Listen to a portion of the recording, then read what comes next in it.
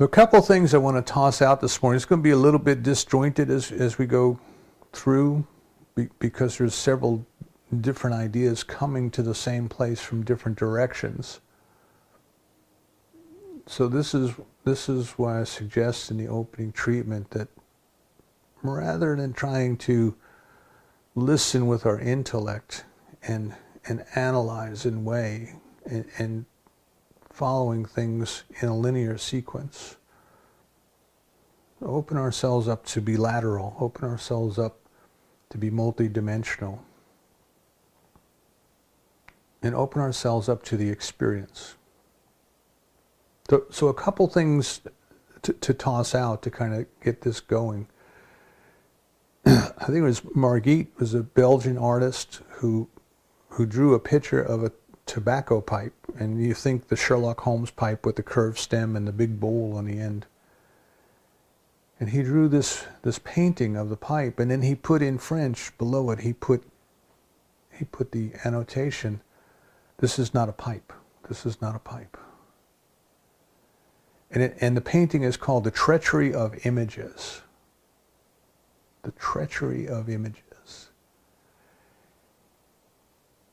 And what I believe he was trying to convey is that the image is not the thing itself. He said, you can't go up to that painting and stuff tobacco in it. It's not a pipe. It's not a pipe. But it causes kind of a stir when we look at that, when we show people that picture and say, "What is this?" They'll say, "This is a pipe." They won't say this is an image of a pipe. They won't say this is a painting of a pipe. They identify with the image. The image becomes their reality.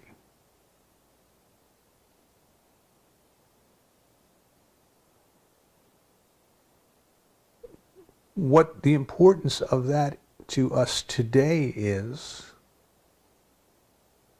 we want to be able to recognize that the concept, the images, the mental images, right, a construct, the ideas that we hold to be true about the world around us, about our own selves, about who we are, about the way things ought to be, this idea of right doing and wrong doing, that Rumi tells us we must move beyond, that all of these mental concepts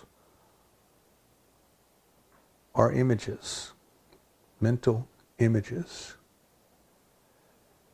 And if we overly identify with the image, if we believe the image is real, we are stuck in the illusion. We are stuck in the treachery of the image. We are stuck in this world that is of our own creation, of our own consciousness.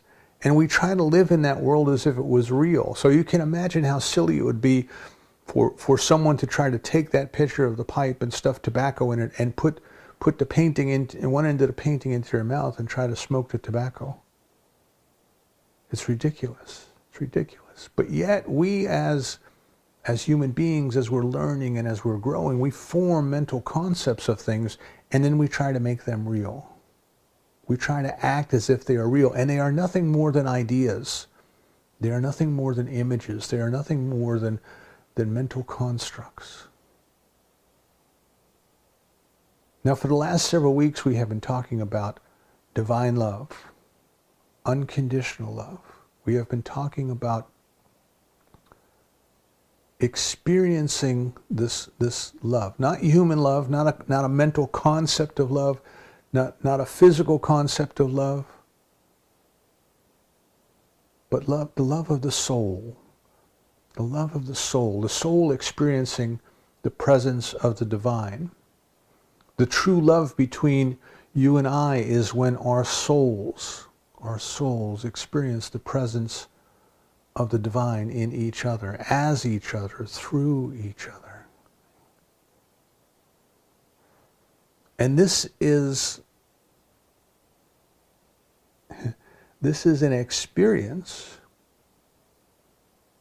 that is beyond a concept. It is not a concept. It is an actual experience. It is something that we are, but we don't usually experience it because we have covered it over with all of these different ideas and images and constructs and judgments and analysis, ideas of right doing and wrong doing.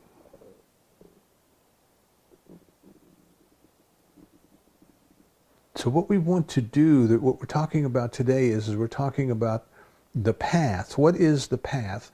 So if you haven't listened for the last couple of weeks, I suggest that you go back. The talks are on YouTube, and go back and pick up the last couple of weeks, and it'll kind of fill in some of these things. So it's necessary that I go back a little bit, but then we need to take it to the next step, to the conclusion for now, of this idea of allowing love,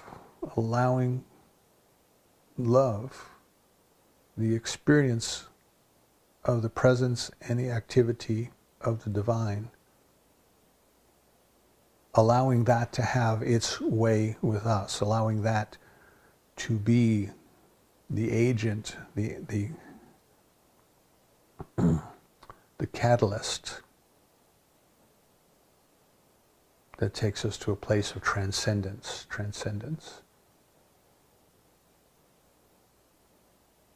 So just as we might identify the image of the pipe with the pipe, we tend to identify the mental images we have about ourselves with ourself.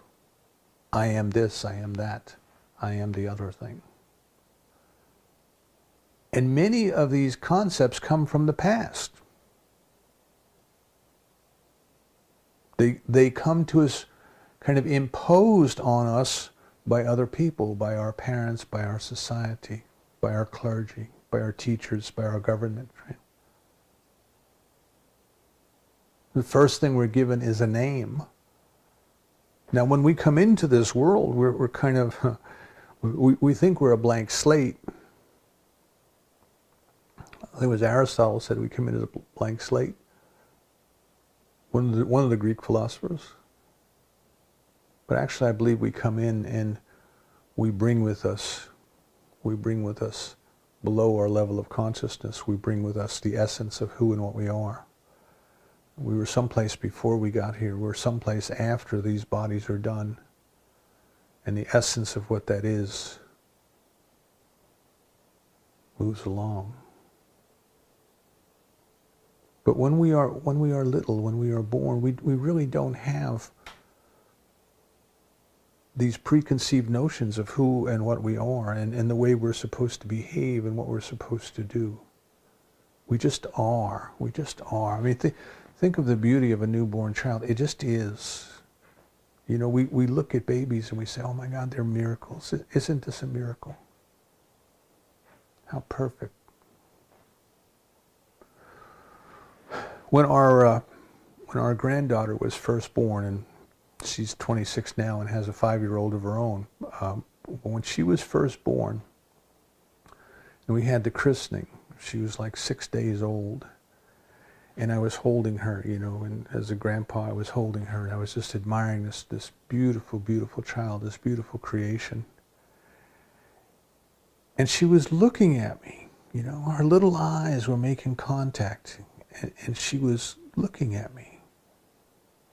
And I wondered to myself, you know, what does she see? Does she recognize anything? Can she relate to anything at this early age? Am I just, you know, is my face just a blob of colors and lights to her?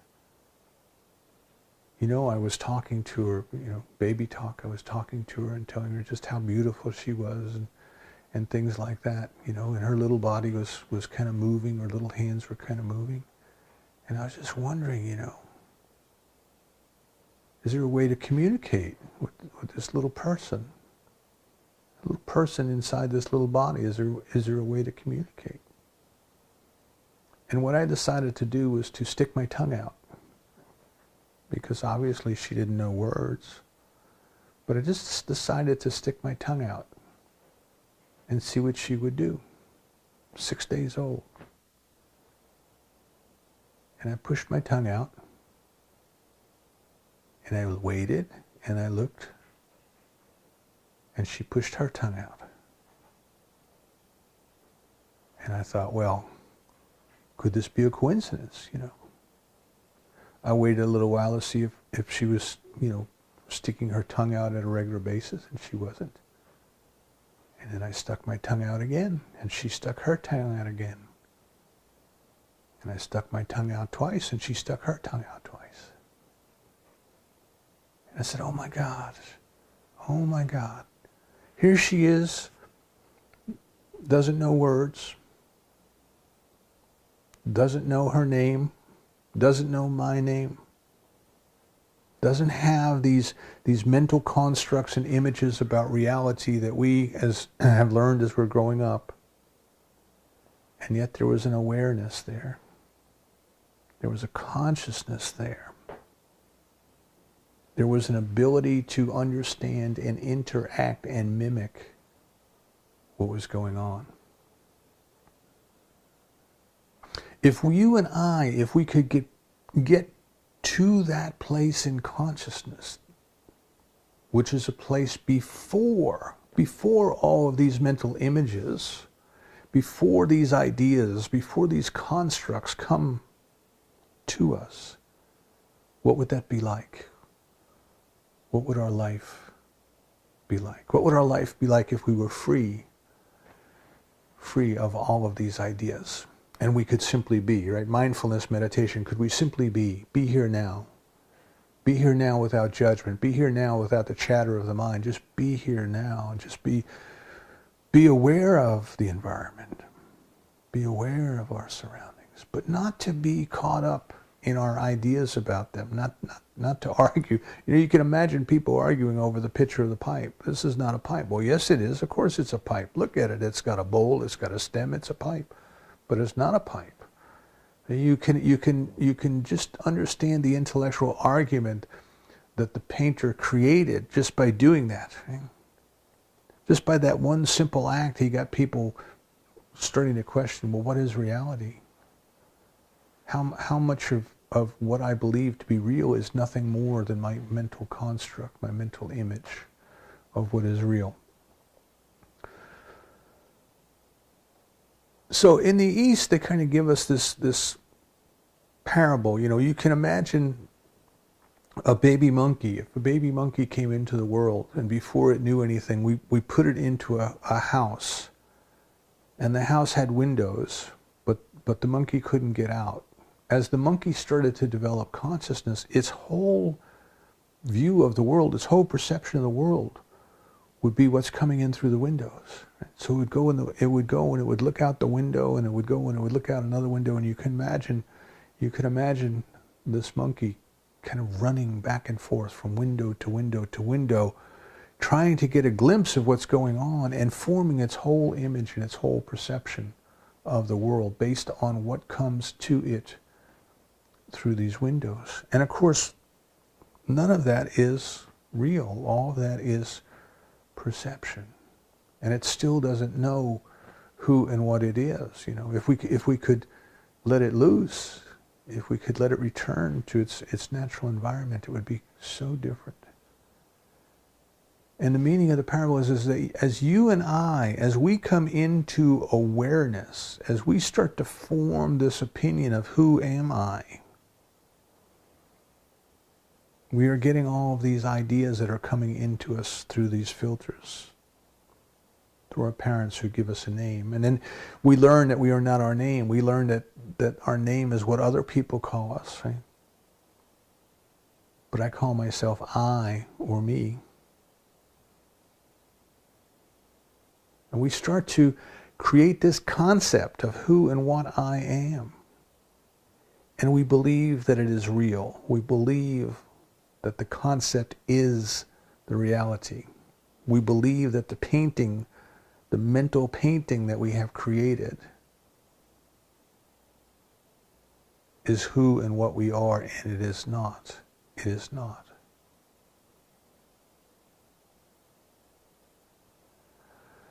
If we could learn that when we start to say, I am this, or I am that, or I am the other thing, if we could learn to bring up that image of the pipe with the saying, and this is not a pipe, then we might be able to learn to break our identification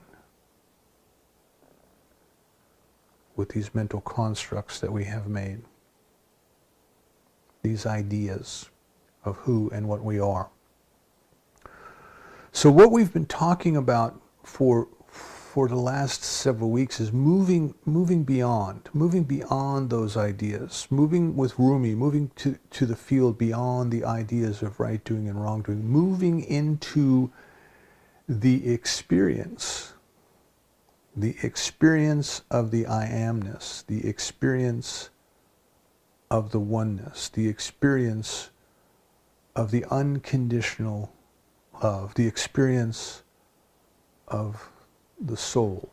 So what happens to us is as we start to grow, we get exposed to other ideas. We get exposed to ideas through teaching, through studying, through our personal experience. Many people or children, if you read Richard Maurice Buck's book, Cosmic Consciousness, right? Children having a spontaneous experience of just being. We start to realize that this world that we've been living in our heads, in our ideas, in our intellect, is not as real as we thought it was, that there is another state of being, another reality. The mystics will tell us it is the experience of the presence of the divine. And that's about as far as they can get before they stop making sense. Because the experience of the presence is not something that the intellect can deal with, not something that the intellect can grasp. And yet it is there. In Plato's Republic, he gives the analogy of the people who have been living in a cave, and they have been positioned in such a way that they can only see the shadows on the wall of the cave, but they can't see the world outside behind them. And their whole idea of reality is made up of more or less a shadow puppet show that's going on the wall around them. And then one day, one of the people frees himself from his chains, and he's able to go outside. And of course, the first thing is he's blinded by the light. His eyes are not used to seeing the light. He's blinded by the light. And as his eyes start to adjust, he comes into the awareness that there's a whole nother world. There's a whole nother state of consciousness. There's a whole nother way of being. And that up until this point in time, his experience had been very limited. In the New Testament theology, it says, as if we were looking through a glass darkly. As if we were looking through a glass darkly. So this person goes back into the cave and tries to tell the other people in the cave, listen, there's, what you think is real is not real. What you think is only a small shadow of reality. There's a whole new world out there. There's a whole other way of being out there. And of course, people won't believe him. The people think he's crazy. Something has happened to him. He's wrong. He's sick. He's broken. So the story that comes to us from the East is about the well frog and the ocean frog. Is a parable that's designed to kind of illustrate this. And this little frog was born in a well. And of course, the kind of well they're talking about is a big open pit that goes way down, and it might be lined with bricks and stones, but it's a big open well, the kind that people in the town would come and dip their buckets into and pull up water. And of course, it's open. It's all open. So there's wildlife living in there.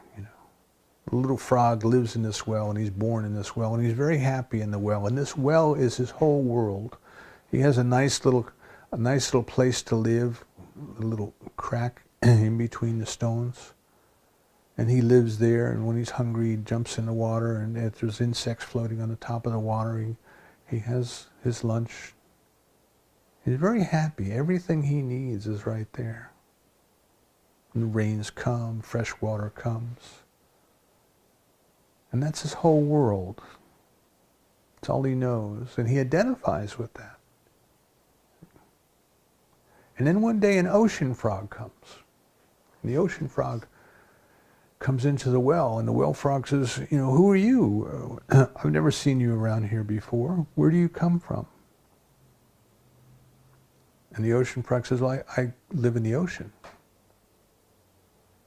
And the well frog says, well, tell me about this thing called the ocean. What is this? And the ocean frog tries to describe the ocean to the well frog, and the well frog can't fathom, How can a frog who grew up in a confined space of a well, his whole state of existence has been within that well, how can he comprehend something as vast as the ocean? And finally the ocean frog says to him, he says, I can't explain it, but I can take you there. I can take you there. There are things that can't be explained. They have to be experienced. So as we mentioned over the previous weeks, the religious concept, the religious idea, if we want to call it that, or perhaps spiritual idea, if you want to think of the difference between religion and spirituality. Religion is believing in somebody else's experience, and spirituality is having our own experience. And at some point we have to come to realize that we can listen to other people talk about their experiences all day long. We can listen to the ocean frogs try to explain to us all day long what the ocean is. But we're going to have to go there. We're going to have to go have that experience. Because unless and until we do, there's still doubt. It's still a concept. It's something that may or may not be true. And in fact, the experience is so personal that whatever my experience is may not be your experience. You have to go yourself. And we create this mental construct about this journey. So the intellect likes to analyze, the intellect likes to name things, the intellect likes to put labels on things. And somehow we think that once we put a label on something, we know exactly what it is. And we don't know what it is any more than that painting of a pipe is a pipe. So the painting is a representation of the pipe. The label that we put on something is a representation of our mental concept, and neither the label nor our mental concept may be accurate.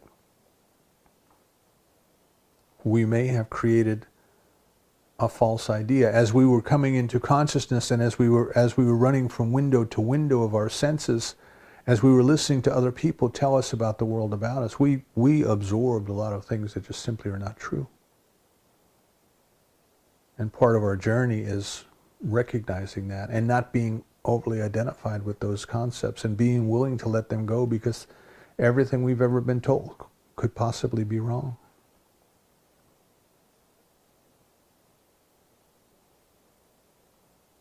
Are we willing to go find out for ourselves?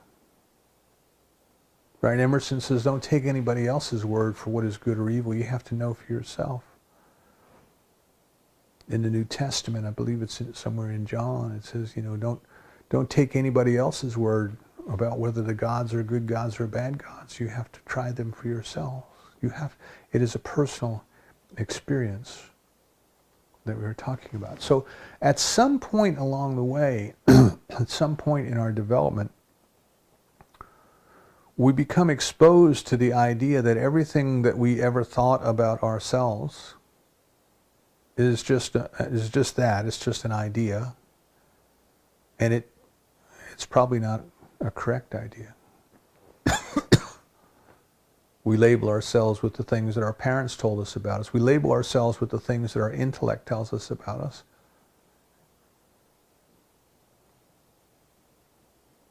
And we have to be willing to let all of that go if we are to step into the experience. We have to be willing to disidentify, if there is such a word, disidentification. with everything we believe to be true about ourselves. So in Buddhism, we get this concept of the raft. Right? So in Buddhism, we're given the concept of we are on one shore or one bank of a wide body of water. And we have this inclination that we ought to be on the other side, that whatever it is that we are looking for, this experience that we are looking for, is on the other side of the river or the other side of the lake, whichever it might be. And then the question becomes, well, how do we get from here to there? How do we get across? So we build a raft. And whatever our path is, whatever our teaching or dogma or creed or practice, whatever path we choose, whatever path cries out to us and calls to us, that's our raft. That's our raft. And we get on this raft and we paddle, and our paddle is by doing our practice. Our paddle is studying. Our paddle is meditating. Our paddling is praying. Our paddling is living our lives, our daily lives, in a manner that's consistent with our new way of thinking and believing. And one day we arrive. We arrive on the other shore. We arrive over there. Now what tends to happen is we have to think, would you pick that raft up and put it on your back and start carrying it as you walked inland? Would you be walking inland and seeing other people with their rafts and saying, my raft's better than your raft? My raft is the only right raft. Your raft is the wrong raft. Or would you let the raft down and say, thank you. Thank you for getting me across, but I'm done. I'm done with you now. You served your purpose. I am where I wanted to get to. I am where I wanted to be. And what Buddhism tells us is when we do that, when we get to that point and say, when we've truly arrived in this other state of consciousness that the metaphor represents, we suddenly realize there was no river. We suddenly realize that we don't need a raft.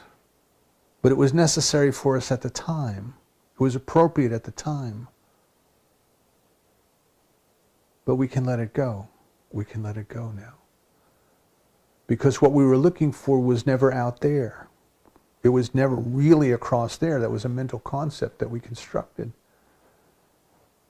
It was always in here. It is always our true nature. So if we look at religion and we look at philosophy, it tells us that there is this other reality.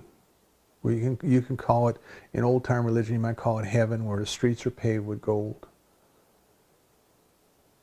Or as Brother Lawrence, the medieval monk, said, it's practicing the presence. It's living every moment in the presence. We might say that it is enlightenment. We might say that it is awakening. We might say that it is the Christ consciousness. Human beings might call it many, many different things, but my point is, those things that we call it are only labels that we put on it. And if we could learn to get beyond the labels, we would probably see that we're all trying to express the same thing in our own way. And we come to this place where, yes, that's what we want. And again, the East tells us, do you want it as much as you would want the pond if your hair was on fire? There's this state of being that has always been calling to us. Like Eckhart says, it's like the child who clears its throat playing hide and seek. There's that within us which is always saying, I'm here, I'm here, come to me. Always been there. But now we want more of it. Now we want more of it. We've had a taste of honey. Now we have to have more. So if we look at the different paths or the different ways that we as human beings have developed over the years, they tend to come into this mode of suppress, transform, or transcend. And what it is that we are trying to suppress or to transform or to transcend is our human nature. Our human nature. We are trying to get out of the well and we are trying to experience the ocean. Now, when I say, maybe I'll give you an example of how that would work. Suppose you have a garden, and if you live in the southeast, you know what kudzu is. Kudzu is a wild vine. It was from South America, I believe. It was brought here during the Dust Bowl, and the idea was that this was a vine that would be able to help stop soil erosion. Oh, and it did that, but it took off, and it grows wild, and whatever it grows in, it completely overwhelms. If you've ever driven down the highways in the southeast and you pass a section where all of everything that you can see around you is covered with vines, the side of the hill, the trees, the wires, the telephone poles, everything, that's kudzu. That's kudzu. So you're trying to grow a vegetable garden and somehow kudzu gets in that garden. Now, what are you going to do? What are you going to do? Well, our first instinct as human beings might be to fight it, to struggle against it, to try to suppress it. So we go out there with our rake, and we go out there with our hoe, and we may even go out there with a spray bottle full of white vinegar and water, or something even stronger than that. And we're trying to fight. We're trying to struggle. We're trying to suppress the kudzu. And what we find is that our whole being is now identified in terms of kudzu, because that which you resist persists. That which you fight against is still there. Right? Now you have defined yourself in terms of the enemy, so to speak. And this is, if you look at a great deal of fundamental religions, that's what they do. They're always talking about the enemy, whoever their enemy happens to be. They have to have something to push against because they've defined themselves in terms of what they push against. And that's okay. That is a normal part of our development. We do that. But at some point we realize that by trying to fight and by trying to struggle, we're not moving forward. We are stuck in the struggle. And some part of our religious culture has told us that our human nature is something that we need to suppress. We need to struggle against. I mean, it got to the macabre in certain times where people would whip themselves, or they would wear clothes that had brass tacks in them so that the tacks would irritate them, or very coarse clothing that would irritate the skin, to kind of subdue the flesh.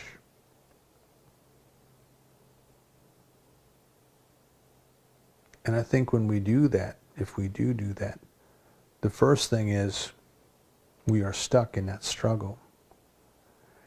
And the second thing is that in trying to deny that which is part of our nature, we are losing the energy. It's kind of like Jungian shadow psychology, the shadow self. There's parts of us that we deny. We pretend they're not there. We want to suppress. And it takes a lot of energy to keep these things suppressed. And they come out in strange ways, Look at the violence in the world. Where does all that violence come from? Someone shared a post on Facebook last week about a Holocaust survivor. And the Holocaust survivor says, the only thing I know about war, or one of the things I know about war, I can't remember it exactly, is that it turns murderers into mass murderers. We have all of this suppressed rage and all of this suppressed anger because we grow up and we're told that these are not things you should have. Good little boys and girls don't get angry. Good little boys and girls don't have these things. And we try to pretend that it's not there, and then it comes out in strange ways. And this is that's my take on Jungian psychology. Probably not entirely correct, but that's my take on it. So we try to pretend, and we spend a great deal of time and energy trying to pretend, trying to suppress, trying to deny. Just look look at the world political scene right now and see how much of it is spent just trying to deny the obvious, trying to pretend that which is there is not there. Carl Jung died in the mid-50s, and this was after World War II, and communism through the Soviet Union was really starting to rise. And Carl Jung said that what frightened the West about the communists so much was that the communists did openly that which the West pretended they didn't do. We don't like to be faced with the things that we pretend are not there. So this idea of do we suppress, do we try to struggle, do we try to force ourselves to do things, is that the way to this other state? Is that the raft that we're going to use to get to this other place in consciousness? And of course the idea of that then is that's what comes up in rules and regulations and things that we're supposed to do and things that we're not supposed to do, and it's focused very much on behavior.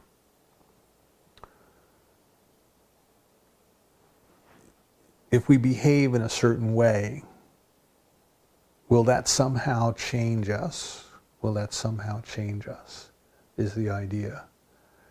And Emma Curtis Hopkins tells us we've got that backwards. If we think that we've got that backwards, because the way she explains it is that if you look at people who have made that transition, they may change their behavior along the way, or they may change their behavior after they've changed their consciousness. And what other people do is they say, oh, well, they changed their behavior, so if I change my behavior to mimic their behavior, then I will make that transition. So if they gave up drinking caffeine, I'll give up drinking caffeine. If they gave up drinking alcohol, I'll give up drinking alcohol. If they gave up eating meat, I'll give up eating meat. And we think that somehow by mimicking the behavior, by following rules and regulations, by perhaps suppressing our natural desire to eat in a certain way, we think that somehow by doing that, that is going to make us different in consciousness, and it won't, and it can't. Now, I'm not saying that that if you're vegetarian or if you don't drink, you give up, you don't do coffee. I'm not telling you need to start doing that. I'm not saying that at all. There's a guidance within each of us that leads us to where we need to be to do what we need to do. What I'm saying is that changing our behavior won't change our consciousness. It'll change our behavior, and sometimes we have to do that to make ourselves do things, while we are doing other things to change our consciousness. We may have to require ourselves to behave differently.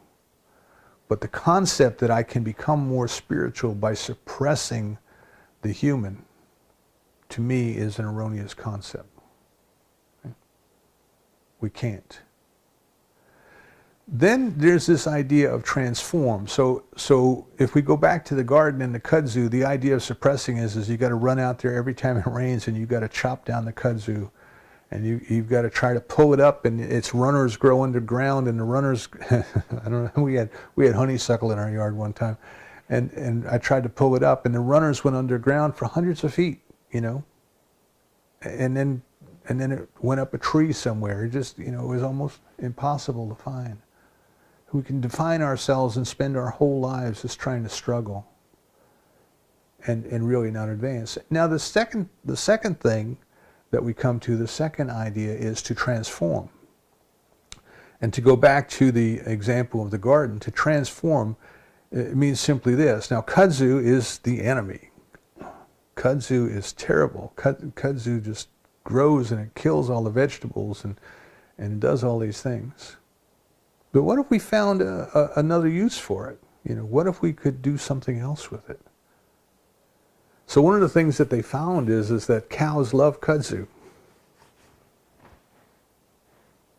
Now think of this, it grows by leaps and bounds, it grows anywhere. Every time it rains, it grows a couple of feet, and cows love it. Well, now if there was a way to get the cows to eat it, or if there's a way to convert kudzu, for example, into alcohol that we could use for fuel, now maybe we've transformed it. Right? Now maybe we have taken that which we previously considered to be a nuisance, a hindrance, an obstacle, and we have turned it into something else. So this is the idea of when you got lemons, make lemonade, or maybe God sent me this terrible condition. Maybe God sent this to me because in some way it's going to help me to grow. It's going to help me to learn. It's going to teach me a lesson. It's going to make me stronger. And all these other things that we do as human beings to rationalize the human experience and transform it into something else. See? So that then you will see ideas of well, how do we see this in a different way? How do we frame this in a different light? How do we take this experience and turn it into somewhat of a spiritual experience? How do we take, for example, the food that we want to eat and now by thinking about it differently, by blessing it, by saying grace over it, by preparing it more mindfully, somehow we have transformed it from just blindly eating to something that is more meaningful. And it is more meaningful. I mean, if you stop, and I think I might have told you this years ago, I had a mystical experience one night in a restaurant over a bowl of chicken soup. I started to think about everyone that was involved and everything that was involved and the chicken that made the ultimate sacrifice. And I was looking out the window of the hotel and the sun was going down behind the Rocky Mountains and a planet was just visible, and it was just, I was just gone. I was just completely taken away from the moment. This was transformed, right? This ordinary experience of just simply sitting down and having an evening meal after having flown across the country. Somehow it was transformed into something completely differently because I intended, right? Because I directed my intention towards that. So we may go through, we may find a raft that has us find a way to transform the ordinary, to take the ordinary and transform it in our consciousness, to transform it into the extraordinary. And in fact, if you think about the levels of consciousness, the first level of consciousness is trying to suppress or subdue. The second level of consciousness that I talk about is trying to transform. There's nothing wrong with either of these, right? There's a time and a place for these. We just need to be aware of these. But we have to ask ourselves, what is the purpose of the transformation? What is the purpose of the suppression? What is the opposite shore that this raft is trying to take me to? And we realize that it is transcendence. It is transcendence. It is being in the world, but not of the world. And to go back to the example of kudzu, we just move to a different place. We leave the garden behind. We completely turn our attention some other way. Again, Carl Jung said that the significant problems that people deal with, most of them don't go away. Most of the problems don't go away. They never resolve themselves. But what happens is people lose interest in them. Their mind goes to something else. The problem still exists, but their mind goes someplace else. Something else becomes important to them.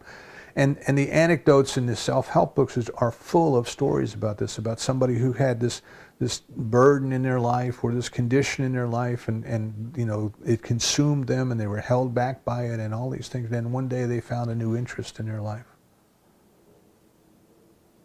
And somehow this thing that was so important in the past was still there, but it wasn't as important to them. It wasn't as important to them.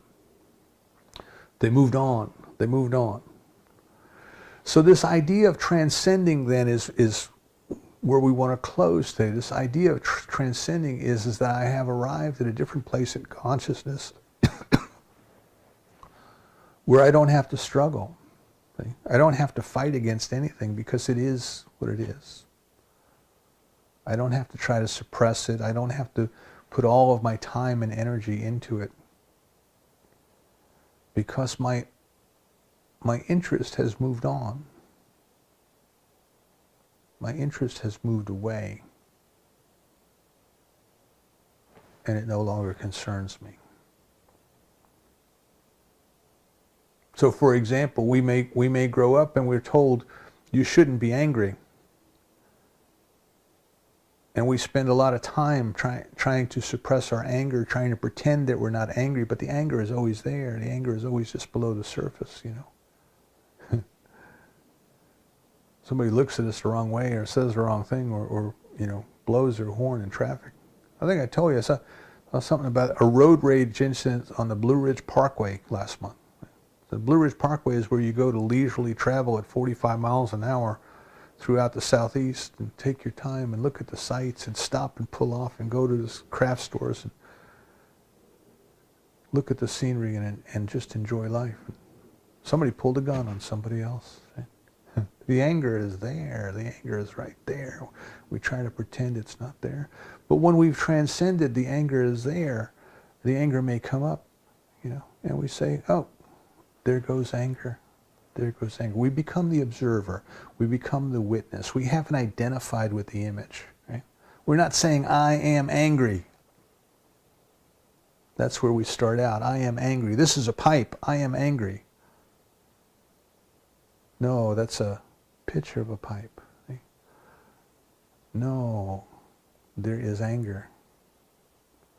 So what we tend to find is, in this spiritual transition, is that when we simply become the observer, rather than identifying with it, we transcend it. It goes away. See, the power is gone. It is there. It comes up. There is anger. The anger is gone. The second thing that we want to consider, and probably the most important thing that we want to consider, is that what truly changes us, that you and I cannot do through our behavior. We cannot do enough to change ourselves. We cannot know enough through our intellect to change ourselves. We can know about a changed state, but we can't study our way to God. It is the experience of the presence of love that changes us. A couple weeks ago, we listened to a short video by a modern-day mystic, Father Thomas Keating. And he said, whether we're aware of it or not, whether we are aware of the presence and the activity or not, by having the intention to make ourselves available to experience it, because it is always there anyway, its activity and its presence changes us. So what we want to consider, what I invite us to consider as we bring all of these 3 weeks together, this idea of love, love being the experience of God, unconditional love, not human love, not transactional love, not physical love, you know, not romantic love.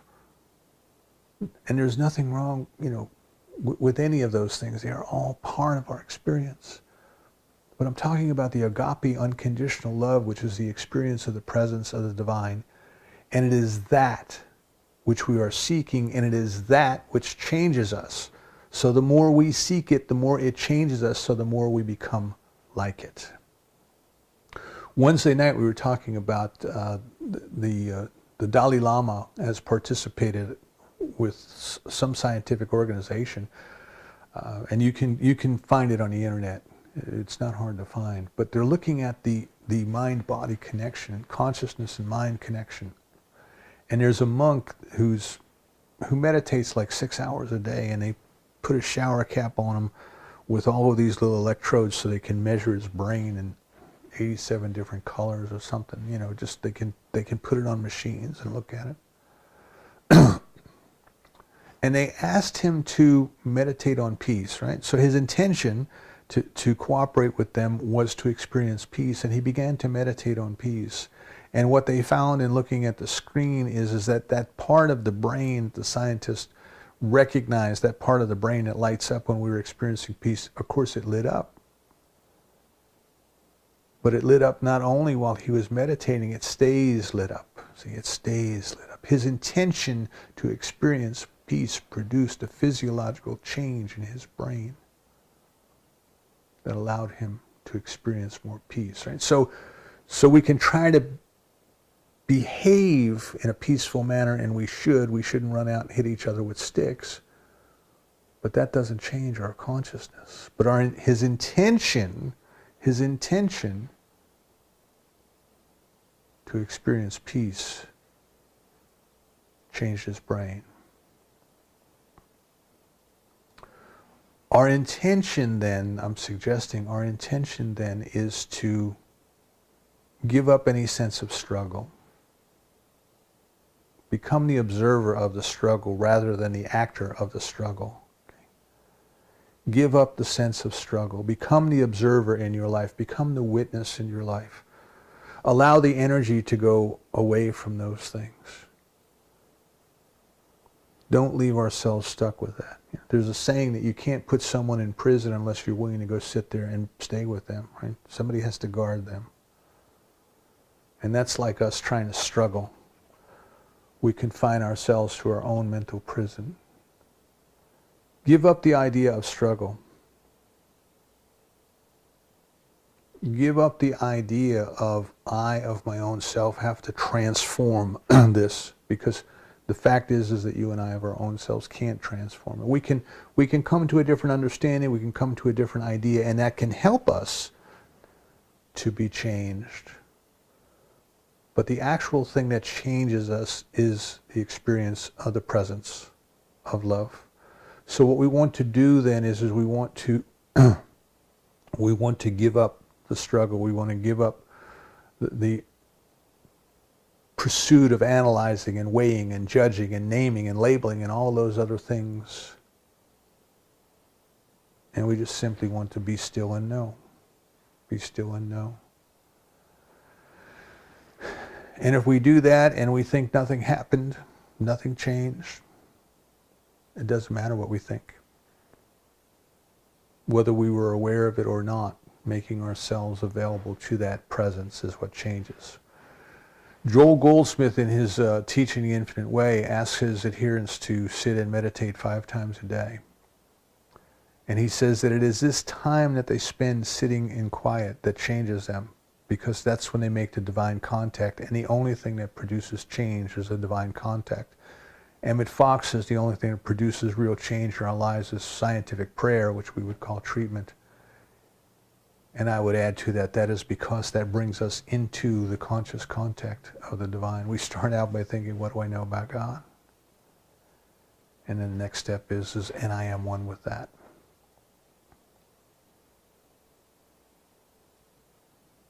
So we don't want to suppress. If there's something we've been trying to suppress, we want to observe it. We don't want to indulge it, but we don't want to suppress it. We don't want to feel like we're struggling with it. We don't want to weigh, we don't want to analyze, we don't want to judge, we don't want to label.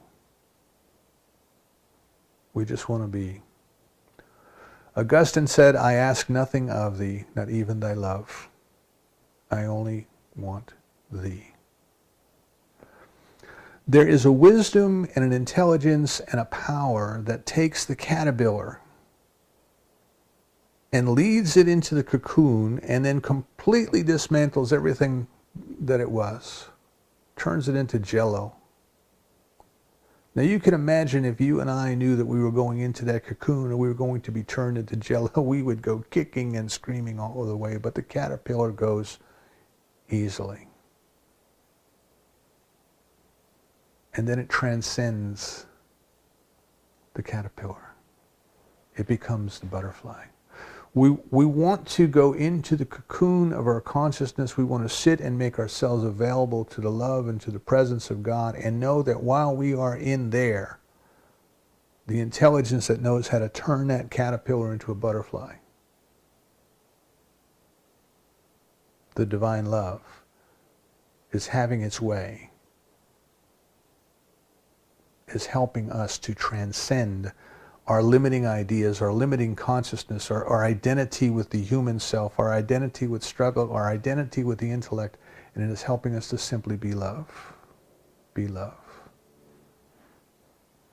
And that, my friends, is the path. That, my friends, is the destination. And that is the journey. And so it is. Let's come together then in a closing treatment, and let's bring it back right where we started with our intention to open ourselves up for the experience of the presence of divine love. There is only one life, and it is God, and it is perfect. It put the sunrise we saw this morning into the sun over 1 million years ago. It created the air that we will breathe before we were born. It has provided us with food and water that grows. And is provided for in ways that we know not. The most precious thing we need for life is the air that we breathe. And it is made quite simply by the trees. The next most precious thing is the water, and it falls gently from the sky. And then the food, which somehow the soil of the earth becomes the food that we eat, infused with the energy of the sun.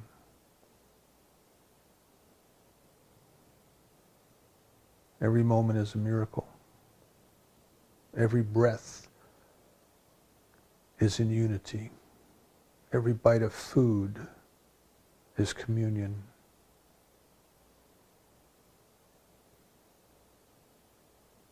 We make ourselves available now to the experience of this divine love. If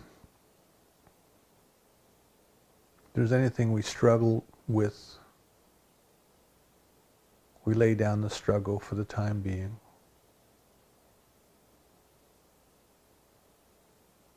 If our mind is overly active in trying to analyze and weigh and label, we simply let those ideas go to the back burner. We simply sit in the presence of divine love. We let go of everything in consciousness we ought to let go of. We accept into our hearts everything we ought to accept. And we let divine love have its way, change us,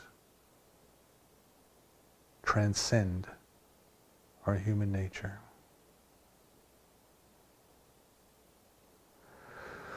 We are grateful for the opportunity to be together today. We are grateful to know there's a power in the universe that does in fact respond to this word, and we are grateful for the change and changes that have taken place, that are taking place, and continue to take place in, as, and through us. As divine love through the activity of this word operating in the law.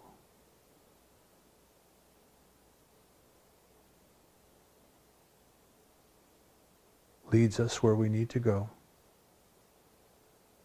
Teaches us what we need to know. Guides us to do what we ought to do.